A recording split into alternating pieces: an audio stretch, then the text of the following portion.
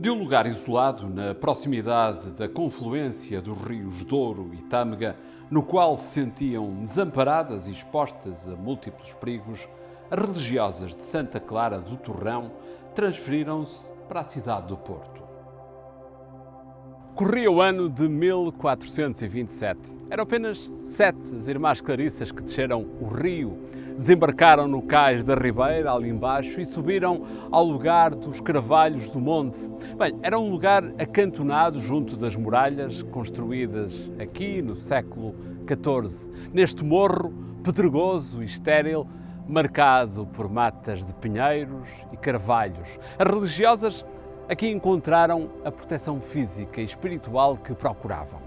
Amparadas pelas muralhas e beneficiando de uma vista única para o rio, estes olhares de mar e terra deram-lhe o lugar certo. E aqui ficaram as Clarissas, 500 anos, moldando a história deste lugar. A cerimónia fundacional da Igreja ocorreu em março de 1416. O bispo do Porto, Dom Fernando da Guerra, consagrou o lugar e benzeu as 4 primeiras pedras. Estas foram simbolicamente colocadas pelo próprio bispo, o rei Dom João I, o infante Dom Fernando, o Santo, e o bastardo Dom Afonso, conde de Barcelos. É ao longo do século XV que foram construídas a igreja e as instalações primitivas que incluíam dormitórios, cozinha, refeitório, o claustro antigo, enfermaria, portaria, casa de serventia, pátios, fontes e tanques. Todo o edificado estendeu-se até à muralha e respectivas torres, sendo 2 delas convertidas, no decurso do tempo, em mirantes, que, para deleite das religiosas, tinham, a partir daqui, uma das vistas mais privilegiadas sobre a cidade e o rio, passando igualmente a sua presença a ser uma constante na vida dos portuenses. No interior da cerca de clausura, um muro separava o convento da horta e pomares, onde cresciam laranjeiras, oliveiras e vinha. Há que dizer que o Porto era então uma cidade em franco crescimento comercial e humano, que se refletia nas transformações urbanísticas e arquitetónicas. Os conventos de Santa Clara e de São Francisco, o braço masculino da Ordem Franciscana, estavam separados pelo Morro de Penaventosa, por hortas, pomares, olivais e pequenas aldeias. As ruas dos Mercadores, Banharia e Nova uniam Santa Clara à Ribeira e ao respectivo porto. Por elas circulavam os carros que transportavam tudo o que o convento precisava para viver e crescer. Percebe-se agora que durante 400 anos Santa Clara foi um verdadeiro estaleiro permanente. Acredito que até pouco silencioso para o recolhimento, devido ao ruído das obras, o cheiro das madeiras, da tinta, da cola e da cal e de todos os outros materiais. No decorrer do tempo, procedeu-se à construção, reconstrução, deslocação e adaptação constante das estruturas de apoio ao terreno disponível. Na verdade, não é possível conhecer, por isso, a exata localização e distribuição dos edifícios do primitivo convento. Sabe-se, no entanto, que inicialmente existia um caminho que corria ao longo da muralha, caminho que foi fechado e o muro convertido no limite da cerca. O refeitório e parte dos dormitórios erguiam-se junto desse caminho e que estas estruturas eram continuadas pelas oficinas ou casas do serviço. O primitivo claustro assumia também uma posição central junto da igreja, distinguindo-se também pelo seu valor simbólico enquanto espaço de sepultura das religiosas durante séculos. E também palco privilegiado de milagres e prodígios que se recitavam religiosamente. O tempo encarregou-se de os fazer desaparecer e a mudança de funções do edificado, a partir dos primórdios do século XX, acentuou esta dificuldade de leitura. No final do século XVII, as Clarissas mandaram edificar um novo claustro, o que obrigou à demolição e adaptação dos anteriores dormitórios aí existentes. A obra incluiu primeiro a construção de um claustro de 2 andares com cobertura em telha e 8 janelas nas varandas, tal como podemos observar atualmente, com grades de ferro várias vezes substituídas. As paredes foram rebocadas, algumas cobertas com azulejos, o chão lajeado, os canteiros do pátio central executados e colocado um chafariz do qual se conservou a taça superior. Para facilitar a circulação e a ligação ao coro, a obra incluiu a construção de umas novas escadas de pedra que ainda se conservam. Durante as obras de construção do novo claustro, no final do século XVII, foi encontrado precisamente aqui um antigo poço, certamente do tempo da fundação, e que fora entaipado no século XVI, e por isso foi esquecido. Este foi completamente limpo e reconstruído em pedra, voltando as religiosas a fazer uso da sua água, juntamente com a água conduzida do exterior através de canos para este lugar. O claustro ficou abastecido com muita água, tal como descreveu então o beneditino Frei Manuel Pereira de Novaes. Isto em finais do século XVII. No interior do claustro importa agora abstrair da limpidez e sobriedade do espaço e agora imaginá-lo preenchido pelos mais diversos elementos. As casinhas térreas para acomodação, construídas em madeira e que eram também usadas nos finais do século XVIII como cozinhas particulares das religiosas. Havia também capelas e nichos destinados à colocação de imagens de veneração dos seus santos de devoção. Espaço de circulação, reflexão e também devoção, o claustro assumia-se igualmente como uma realidade viva e funcional. As obras continuaram pela década de 80 do século XVII, com a adaptação dos dormitórios ao novo claustro. Procedeu-se a uma reorganização mais racional do espaço e foram acrescentadas 34 celas para as religiosas, todas elas grandes e espaçosas, como também as escreveu o beneditino Pereira de Novaes. Os 2 últimos pisos, atualmente visíveis, correspondem a uma empreitada posterior, construídos em 2 etapas nos anos de 1707 e 1708. A obra inclui a colocação de uma porta de ligação ao coro alto, atualmente entaipada. Morada certa das religiosas, na qual passavam longas horas por dia entre os ofícios divinos e as celebrações eucarísticas, o coro foi conhecendo as transformações e adaptações naturais do tempo. Espaço de oração por excelência, a regra exigia silêncio, concentração e, claro, compostura no seu interior, devendo as religiosas permanecer sentadas na cadeira que lhes era destinada.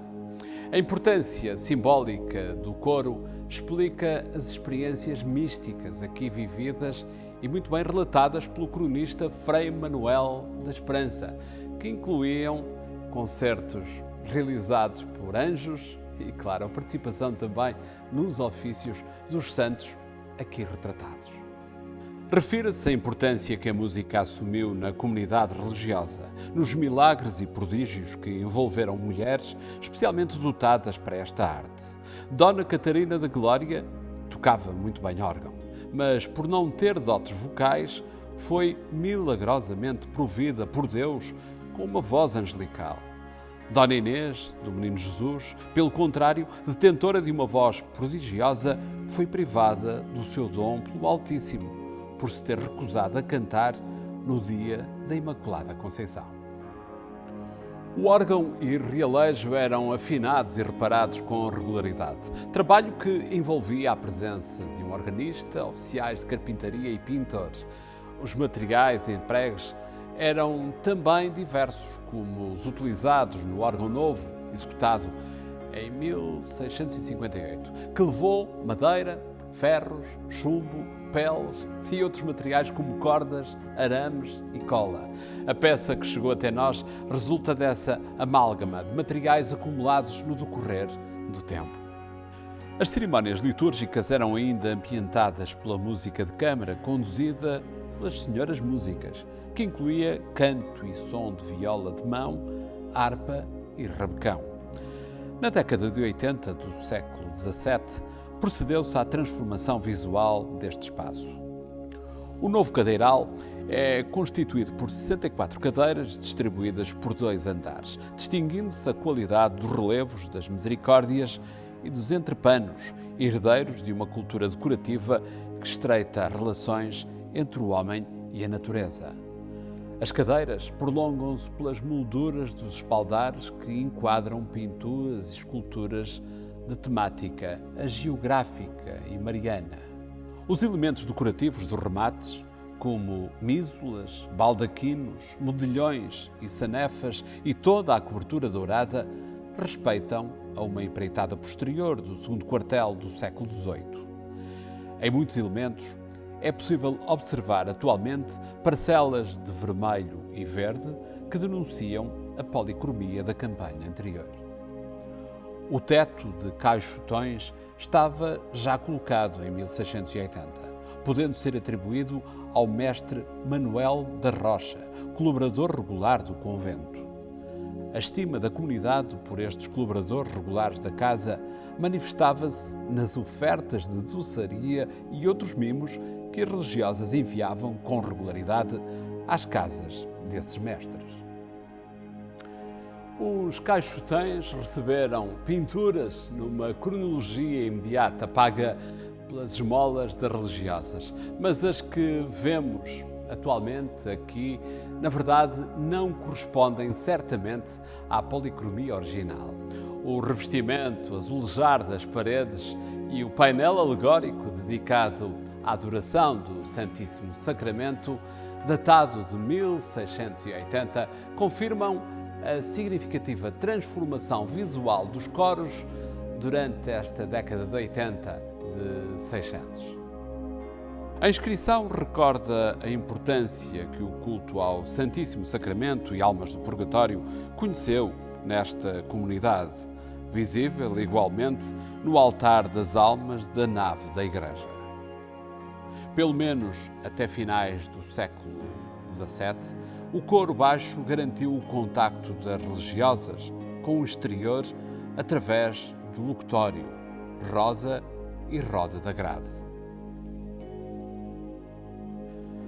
De acordo com a regra, este era o único meio e local onde as religiosas podiam falar com os seus familiares e seculares. Várias missivas provinciais referem um falatório contínuo a partir desses elementos que ofendiam a clausura e que forçaram a construção de locutórios nos novos dormitórios do pátio para resguardo e respeitabilidade das freiras e do próprio espaço sacro. O recato do interior do coro era garantido pela presença de cortinas e estas deveriam estar obrigatoriamente corridas, sendo apenas abertas para a adoração do Santíssimo Sacramento. A nave mantém a dimensão original, mas o modo como hoje a vemos resulta de um acumular de camadas temporais. A velha igreja pode ser recordada apenas pela pequena pia de água benta, em granito, cujas formas polilobadas e respectivos elementos decorativos denunciam a linguagem gótica do 400 português.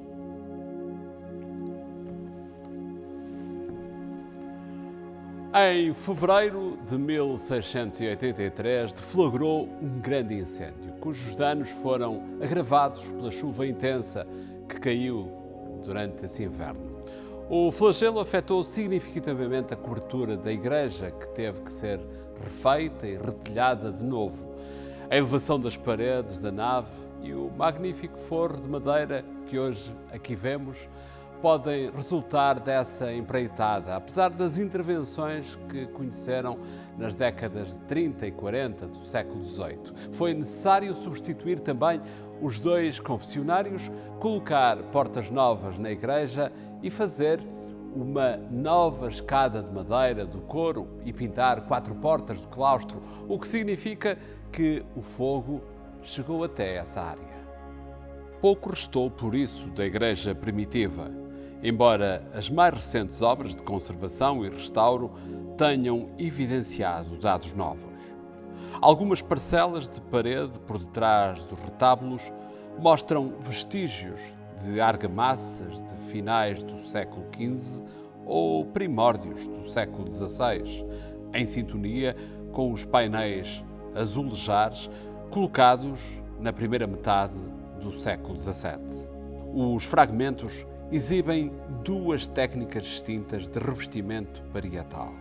O reboco, que imita a estereotomia da pedra, através da criação de juntas de refechamento fingidas, um outro que imita o paramento recorrendo à cor, branco e preto, para recriar as juntas fitadas, proporcionando efeitos de volume. Trata-se de técnicas que procuram invocar a arquitetura erudita através da exposição visual da estereotomia da pedra. As ombreiras das frestas expõem ainda pintura mural, de gramática decorativa, geométrica e floral da mesma cronologia.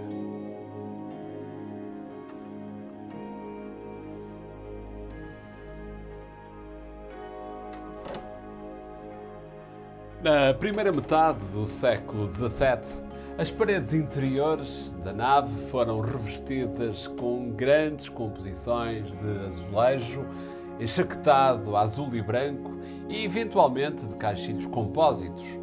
Algumas parcelas podem ainda ser observadas nas paredes dos nichos e vãos atrás dos retábulos e no coro baixo também. A sofisticada técnica de combinação e aplicação dos azulejos conferia brilho e movimento às superfícies, engrandecendo os espaços.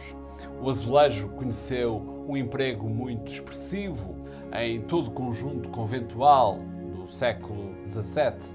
Atualmente podemos reconstituir alguns dos padrões entre os parcos azulejos que nos chegaram e que resistiram à destruição que se assistiu já no século XX. Os altares do século XVII estavam separados por varões de ferro e cortinas, taburnos de fronte cobertos por esteiras, apresentando lampadários de prata suspensos por cordas em frente. As evocações não mudaram muito com o tempo. Os de São João Batista, das Almas e do Menino Jesus estão documentalmente registados na primeira metade de 600. O atual, dedicado à Imaculada Conceição, conheceu a evocação do Rosário até meados do século XVII. Esta informação está patente na epígrafe encontrada atrás deste altar, agora novamente oculta. A inscrição recorda o compromisso das religiosas para mandar rezar missa no altar de Nossa Senhora do Rosário pela alma de Diogo Martins, abade de Vendôma e capelão de Santa Clara. Diogo Martins faleceu em 1645 e foi sepultado em frente a este altar, como atesta a lápide atualmente visível. Colunas, relevos e outros elementos decorativos do altar de São João Evangelista denunciam também o aproveitamento de partes do retábulo seiscentista. As obras de conservação e restauro de 2019 e 2020 tornaram visível um conjunto de pinturas de anjos nas cantoneiras de arcos da nave, ocultas sobre os rosetões setecentistas que evidenciam este acumular da produção artística também ao nível dos retábulos. A uniformidade visual que hoje se sente no interior de Santa Clara resulta das transformações artísticas levadas a cabo nas décadas de 30, 40 e 50 do século XVIII, que a converteu na Igreja de Ouro e Azul. A Capela-Mor que hoje se observa é o resultado das transformações arquitetónicas e artísticas conduzidas entre meados do século XVII e o segundo quartel do século XVIII. A primitiva era mais pequena e muito menos profunda, com o pé direito mais baixo e pouco iluminada, e estava revestida com azulejos de padrão. A talha dourada, que atualmente domina e uniformiza todo o espaço, é obra do entalhador Miguel Francisco da Silva, artista de referência desta cronologia que trabalhou também na Catedral do Porto. Este sumptuoso revestimento artístico era complementado com outros materiais e técnicas como tecidos, couros, metais, pinturas, taburnos de madeira e esteiras de junco. O atual retábulo substituiu um outro seiscentista, 1667-68, dourado, com esculturas e painéis pintados. Os quadros da visão de Porciúncula e o da Última Ceia, que o substituiu, que se conservaram, poderão ter pertencido ao anterior retábulo. Entre 1730 e 1733, a Capela Mor acolheu este revestimento integral de talha dourada que hoje aqui vemos. Esta permitiu incluir Santa Clara entre as igrejas forradas a ouro que distingue a produção artística do Barroco. O espaço foi alvo primeiro de uma intervenção arquitetónica com o desenho de António Pereira, era então o arquiteto das obras que decorriam na Sé do Porto. O arco cruzeiro da primitiva igreja foi à data demolido e substituído pelo atual, mais largo e elevado, e as paredes foram subidas. Abriram-se as janelas termais para aumentar a iluminação, criou-se o armário para guardar as pratas da igreja, 2 falsos vãos para resguardo de 2 credências, as atuais são rococós de cronologia mais tardia. E abriu-se a nova porta de acesso à sacristia. O douramento da talha chegou alguns anos mais tarde, tendo as folhas de ouro sido aplicadas entre 1747 e 1748 pelos mestres pintores Pedro da Silva Lisboa e António José Pereira, ambos moradores da cidade. A qualidade do douramento e de outras técnicas decorativas são verdadeiramente notáveis neste conjunto. No século XIX, e talvez no rescaldo das invasões francesas, perdeu-se o sumptuoso sacrário de prata executado entre finais do século XVII e princípios do século XVIII. Autores oitocentistas descrevem o sobressalto vivido pelas religiosas e relatam a entrada forçada da soldadesca do general Soult na portaria para recolher os objetos de valor. Esta tela da tribuna, da autoria de Joaquim Rafael da Costa, é certamente posterior a este acontecimento. A pintura exibe a iconografia do milagre de Santa Clara a expulsar os sarracenos com o Santíssimo Sacramento, fazendo recordar, talvez, o episódio semelhante vivido pelas religiosas poucos anos antes. A inscrição e o brasão dos Barreto e Ferraz, que é possível observar na parede norte, perpetua a importância desta família na história do convento. Vários dos seus membros professaram em Santa Clara e o padroado pertenceu-lhes durante séculos. O brasão e a epígrafe colocados em 1593 foram reproduzidos na talha setecentista. A inscrição recorda a obrigatoriedade de se rezar missa diária por alma de Fernão Nunes Barreto Ferraz e da sua mulher, Dona Maria Henriques.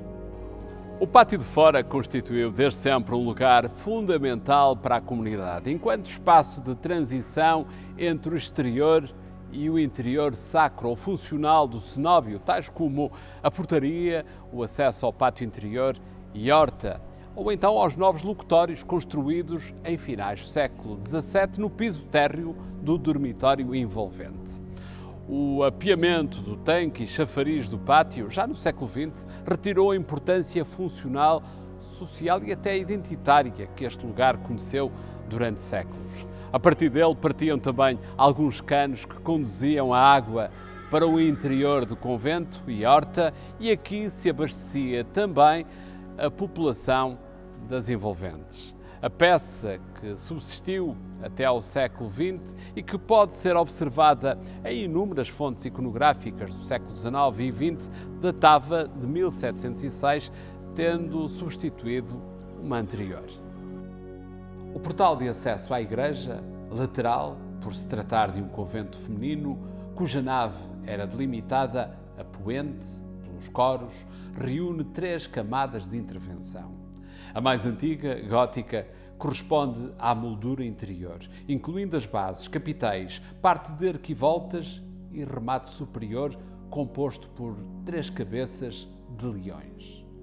A gárgula zoomórfica, junto da cornija, recorda também a origem tardo-medieval desta construção. A intervenção renascentista poderá ter ocorrido no segundo quartel do século XVI. Dela consta a moldura decorada com losangos e círculos, o friso com motivos de gosto classicizante e 2 medalhões.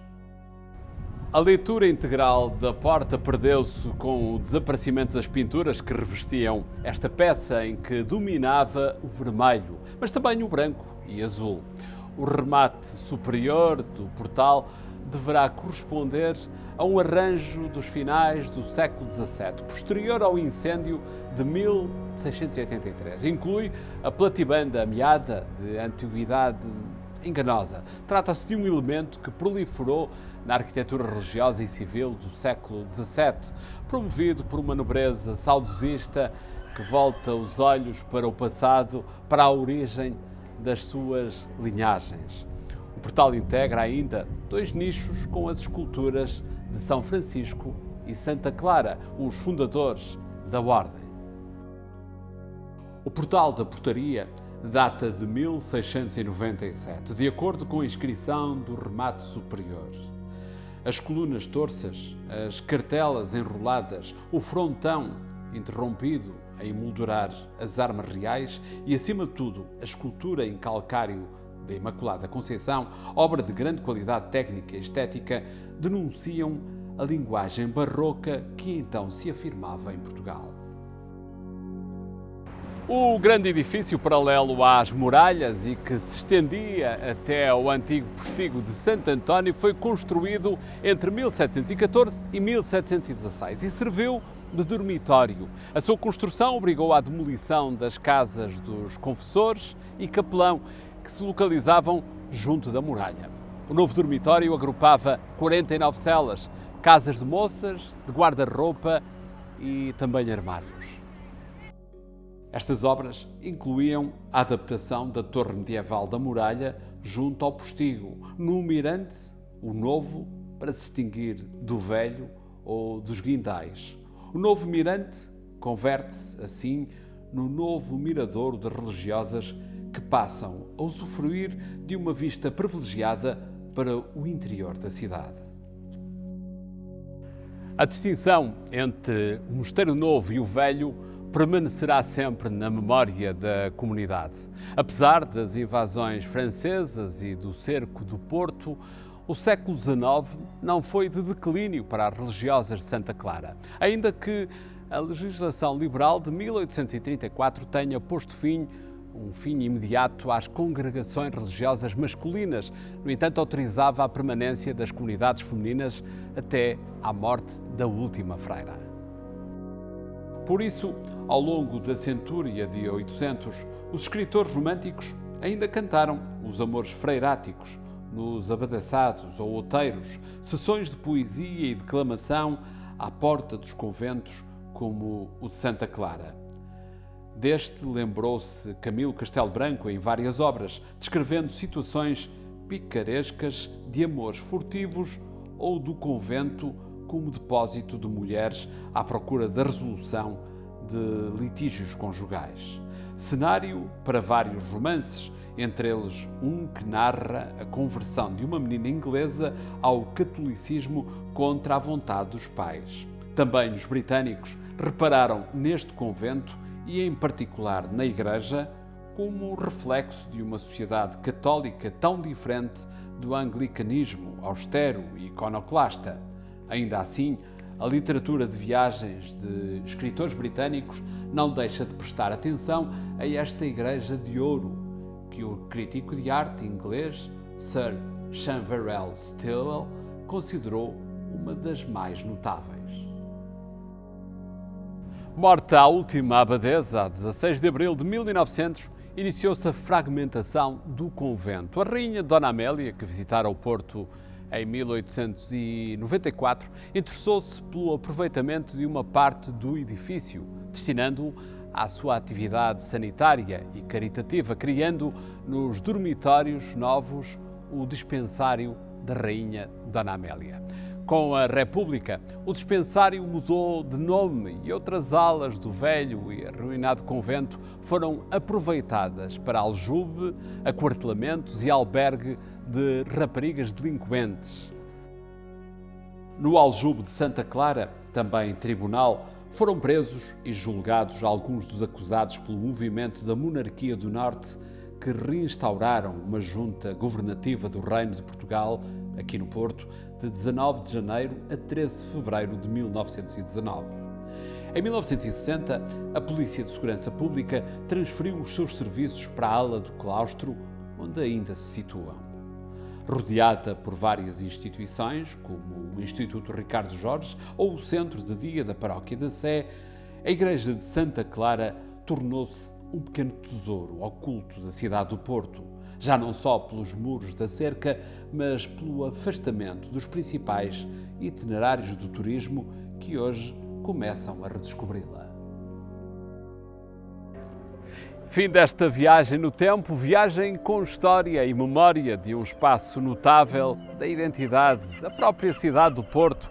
Deixo apenas uma nota final sobre o presente e a cuidada recuperação que, além de preservar, relança para o futuro um grande monumento histórico inserido no Centro Histórico do Porto, classificado, como sabem, pela Unesco como Património da Humanidade desde 1996 e atualmente é um dos grandes destinos turísticos de toda a Europa, que, diga-se, mantém também uma intensa vida cultural, da qual este Convento de Santa Clara do Porto faz agora também parte. Após uma longa e complexa intervenção de cuidada reabilitação realizada entre 2014 e 2021, ou seja, foram 7 anos de uma obra que dá nova vida a um espaço único na cidade do Porto.